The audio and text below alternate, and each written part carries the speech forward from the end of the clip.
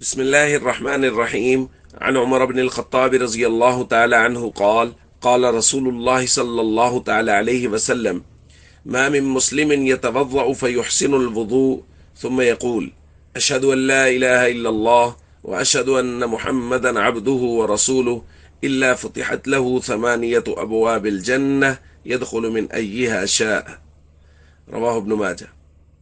نبی کریم صلی اللہ علیہ وسلم نے ارشاد فرمایا، جو بھی مسلمان وضو کرتا ہے اور وضو بھی اچھی طرح کرتا ہے، پھر کہتا ہے اشہد ان لا الہ الا اللہ واشہد ان محمدا عبدہ ورسولہ، تو اس کے لیے جنت کے 8 دروازے کھول دیے جاتے ہیں، وہ جس میں سے چاہے جنت میں داخل ہو جائے۔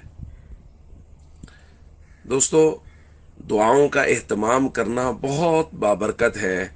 آپ غور کیجئے، نبی کریم صلی اللہ علیہ وسلم فرما رہے ہیں جو شخص اچھی طرح وضو کرے، یہاں بھی دیکھیے فیحسن الوضو ہے، اچھی طرح وضو کرے اور اس کے بعد یہ دعا پڑھ لے۔ بعض روایات میں اس دعا کے ساتھ کچھ اضافے بھی ہیں، مثلا بعض روایات میں اشہد ان لا الہ الا اللہ وحدہ لا شریک لہ واشہد ان محمدا عبدہ ورسولہ۔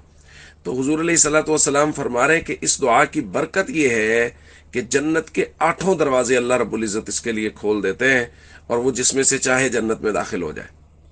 تو ہم سب کو چاہیے ہم تمام امور میں دعاؤں کا اہتمام کریں، اور خاص طور پہ جب وضو کریں تو وضو کے بعد والی دعا کا اہتمام ضرور کریں۔ السلام علیکم ورحمۃ اللہ وبرکاتہ۔